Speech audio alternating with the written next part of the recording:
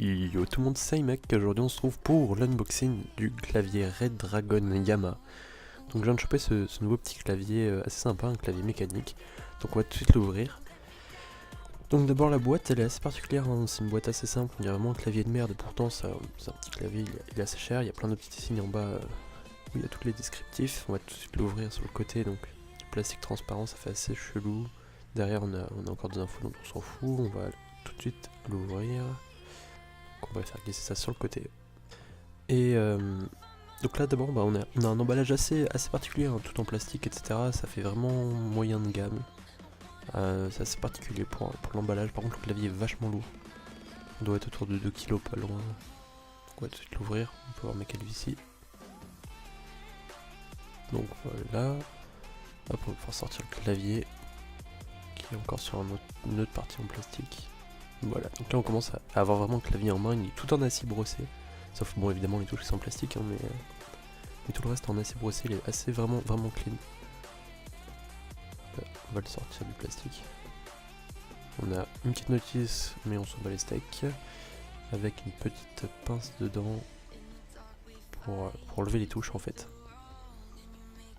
Donc ça c'est bien pratique pour nettoyer le clavier, ou si on veut intervertir des touches, ce qui est possible sur ce clavier. On a une notice, pareil, on s'en fout, c'est des infos pour régler les macros, régler tout le bordel. Donc on a un long câble derrière, on va tout de suite l'ouvrir.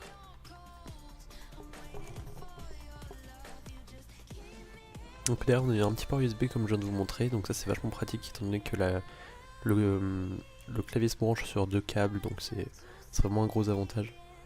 On rattrape le port perdu en fait.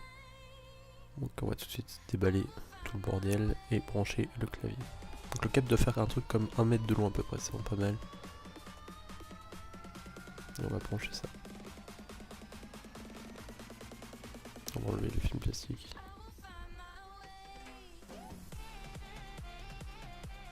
Les touches sont vraiment agréables, elles font pratiquement pas de bruit, c'est aussi un gros avantage. On a une petite molette ici pour régler le volume sonore, on a des macros, 12 macros et les touches pour régler les différences d'effets lumineux.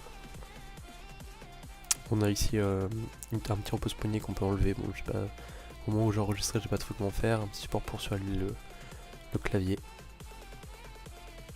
Donc je vais pouvoir débrancher mon ancien clavier et on va brancher le nouveau. Donc voilà, le clavier est branché, il démarre tout de suite. Hop. Et voilà, c'est parti, le clavier est allumé. On a vraiment une sensibilité assez agréable, hein, sur le clavier.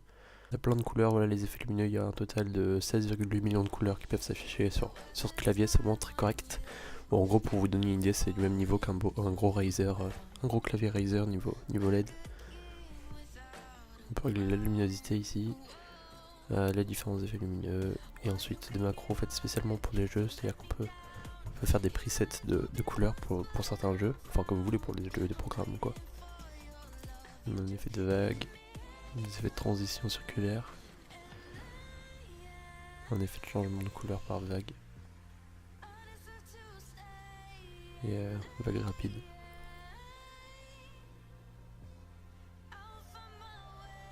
C'est quand même de synchroniser un peu avec la souris, c'est assez marrant. Au niveau de la frappe, on a une frappe vachement agréable, hein, quand les touches sont vachement fluides, assez sensibles, etc. C'est vraiment pas mal agréable. Par contre, petit défaut, clavier QWERTY. Bon, c'est pas vraiment gênant, on s'est habitué assez vite, il suffit de passer donc en QWERTY sur le PC ou alors de connaître par cœur, mais bon, pour les signes spéciaux c'est un peu relou, mais bon, voilà. C'est pas énormément gênant, ça change rien en jeu, etc. Donc ça va. Ici on peut avoir le son avec cette petite molette, donc comme je vous ai dit tout à l'heure, on pourrait déclipser une touche pour tester. Tac. On peut voir les LED apparaître, le petit mécanisme. Voilà. Vous voyez peut-être pas très bien, mais c'est ça qu'on voit a priori. On va reclipser ça tout de suite. Que c'est assez facile à remettre en place, mais ça remarche directement. Donc voilà, j'espère que cette vidéo vous a plu. Si c'est le cas, n'hésitez pas à vous abonner, à partager la vidéo, à faire ce que vous voulez avec. Sur ce, à bientôt.